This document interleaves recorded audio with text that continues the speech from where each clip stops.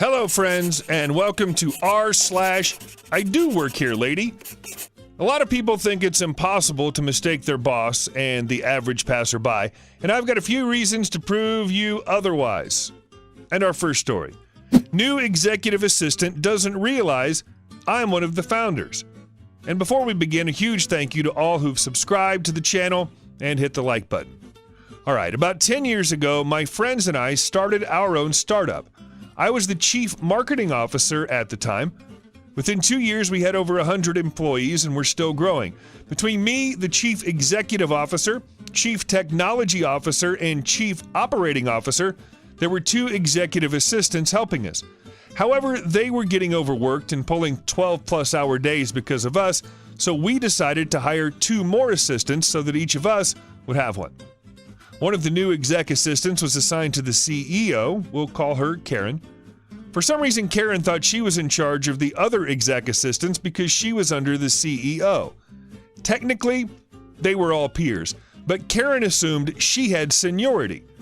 Within a week, she was bossing all the assistants around and making them do her work. I was out of town at the time, but my assistant, a lady that was with us for the longest, let me know what was going on. I'd just come back from a week at a conference. I was meaning to take that Monday off, but we had a meeting that Monday with our investors, and I couldn't miss it. I show up at the office around 8:30 a.m. coming in from the gym. I greet a few people, I go over to my desk to drop off my bags, and then change. As I head to the bathroom, Karen comes around the corner. There's one thing you need to know about me. I have a baby face, so I look at least 10 years younger than I really am. I was in my early 30s at the time, but I looked like I could have graduated college that year. Karen, can I help you? Me. Hi, you must be Karen. Karen, yes, I am. And you are? Me. Well, I'm OP. Karen, you're OP? Don't be ridiculous, kid. You're barely old enough to rent a car. Tell me what you're doing here before I call for security. Me. Karen, I am OP, the Chief Marketing Officer. Karen, I know who the CMO is, and he's not you. He's a personal friend of mine, and I know the entire founding team for quite some time, so you can't lie to me. Show me your ID. My ID was back at my desk. Me. Fine, follow me. As we head over to my desk and I reach for my wallet, Karen snatches it before I can even open it. Karen, I don't think so. Trying to steal OP's wallet? I'm going to have you arrested, you little brat. Just then, the CEO walks in. Karen, CEO, you won't believe what just happened. I caught this crazy person pretending to be the CMO and stealing from his desk.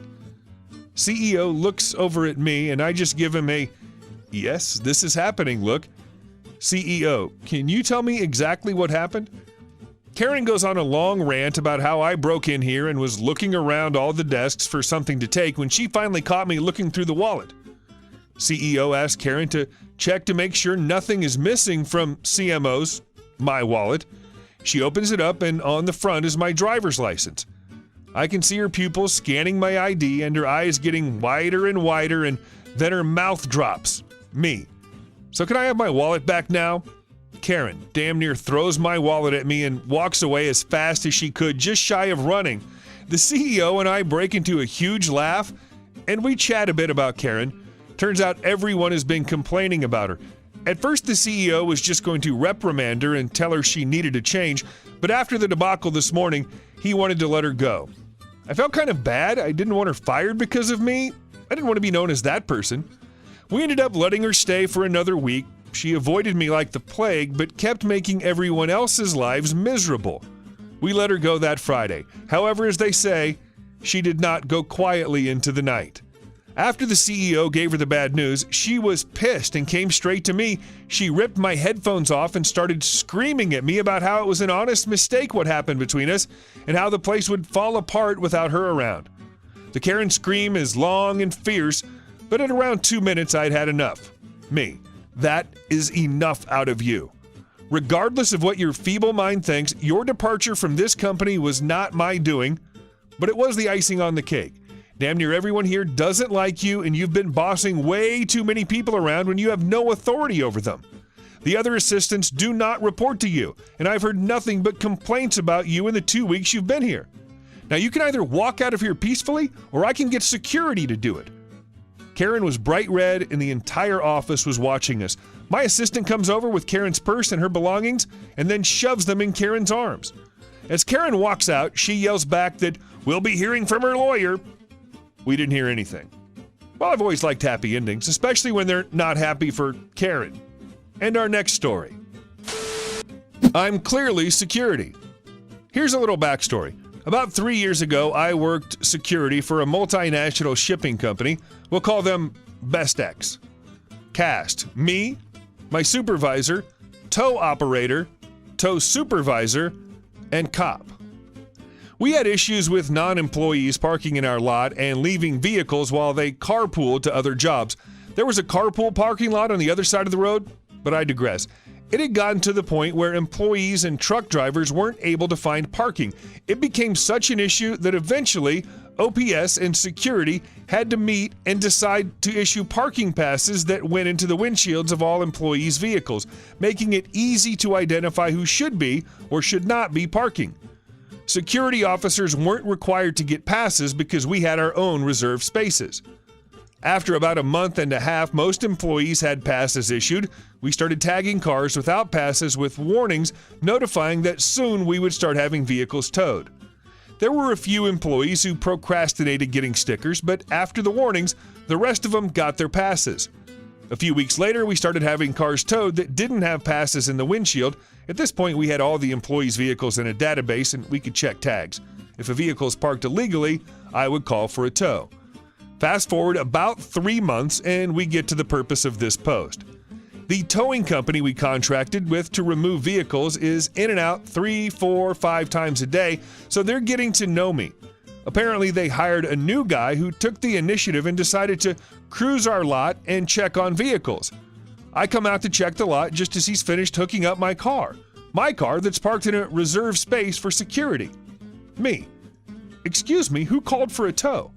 Tow truck driver. I cruised the lot to check on parking passes. This car didn't have one. Me. You aren't authorized to do lot checks. We call when a vehicle needs removed. Tow truck driver. It's already hooked, so nothing I can do. Going to the impound. Me. No, it's not. That's my car. Tow truck driver. It doesn't have a sticker. It gets towed. Me. Security's vehicles are exempt because we have our own parking spaces. Tow truck driver. It doesn't have a sticker. It gets towed. At this point, I'm beyond pissed, so I call my supervisor on the radio and ask him to come to the parking lot. Supervisor. What's going on? Tow truck driver. This car doesn't have a sticker. It gets towed. Me. That's my car. I didn't call for a tow. Supervisor. Sir, why are you here if you weren't called? Tow truck driver. I was checking the lot for parking passes. Supervisor. Okay, but why did you hook a vehicle from the reserve space? Tow truck driver. Doesn't have a sticker. It gets towed. Supervisor. Security's vehicles are exempted because we have our own reserved spaces. You need to release the vehicle. Tow truck driver. Let me call my supervisor. So he calls his supervisor and puts the phone on speaker. Tow supervisor. Once the vehicle's hooked up, my drivers can't release vehicle without payment. Supervisor. Your driver has hooked up a vehicle illegally. We didn't call you. Tow supervisor. Once a vehicle's hooked up, my drivers can't release it without payment. I'm fuming mad at this point, so I yelled, if my car is not dropped in the next 30 seconds, I'm calling the police. Tow supervisor.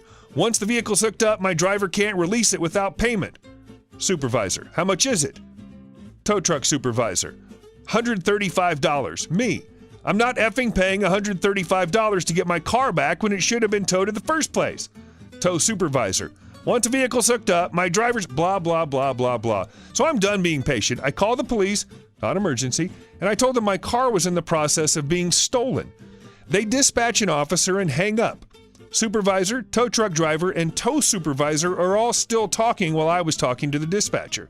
Me. Cops are on their way. Put my car down. Tow truck driver. I can't. My boss said to just wait for the cops. So we wait about 5 or 6 minutes, then a cruiser shows up. Cop comes to me and asks what's going on. I tell him that the tow truck driver showed up without being called and hooked my car for not having a sticker. I explained that security vehicles were exempt since we had our own reserved spaces. I emphasized that the tow truck driver was not called. Cop. Sir, you need to release this vehicle. Tow supervisor, still on speakerphone. Once my drivers hook a car, they can't release it without payment. Supervisor, you weren't authorized to tow this car anyway. Cop, sir, you need to release the vehicle. Without authorization to tow, you're committing auto theft. Tow truck driver, okay, I'll drop it.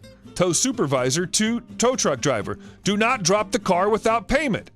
Cop tells tow truck driver to hang up the phone. He does, and then finally drops my car. Security's now required to have parking passes now too, although BX canceled the towing contract with that specific company. Let me just say, I hold no ill will towards the tow truck driver. He was doing his job, but if security tells you to drop a vehicle that you're towing from a business for which they're security, you should probably do so.